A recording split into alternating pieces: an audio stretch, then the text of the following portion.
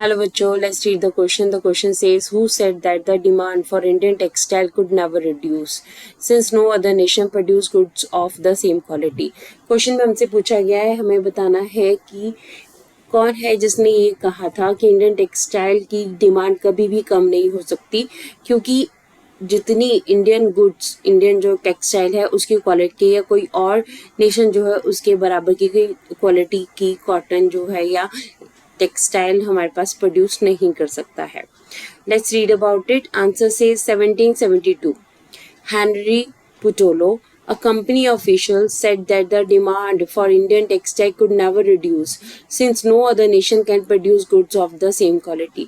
देखिए 1772 में हेनरी पुटोलो ने इस स्टेटमेंट को कहा था जब वो इंडिया के कॉटन ट्रेड को देख रहे थे, कॉटन टेक्सटाइल इंडस्ट्री को देख रहे थे. उस टाइम के ऊपर उन्होंने अपने व्यूज बताए थे, हेनरी ने अपने व्यूज बताए थे कि इंडिया की कॉटन इतनी अच्छी क्वालिटी की है कि इसके कंपटीशन में वर्ल्ड की कोई भी वर्ल्ड का जो है नेशन नहीं आता है.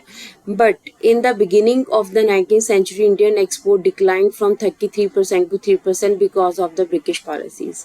पर क्या हुआ 19th सेंचुरी की बिगिनिंग में इंडिया का जो एक्सपोर्ट है वो डिक्लाइन होने लगा.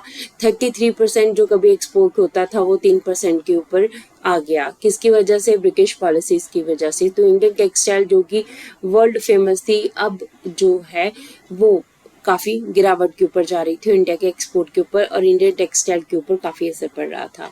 सो हमारे पास जो क्वेश्चन है, हमें बताना था इंडियन टेक्सटाइल के बारे में किसने कहा है कि इंडियन टेक्सटाइल की डिमांड कभी रिड्यूस नहीं हो सकती. सो हमारे पास आंसर है हेनरी पुटोलो जो है उन्होंने इसको 1772 में कहा था अपने सर्वे के बाद. So this is the answer of the question. Hope so you understood the question as well as the answer. Thank you.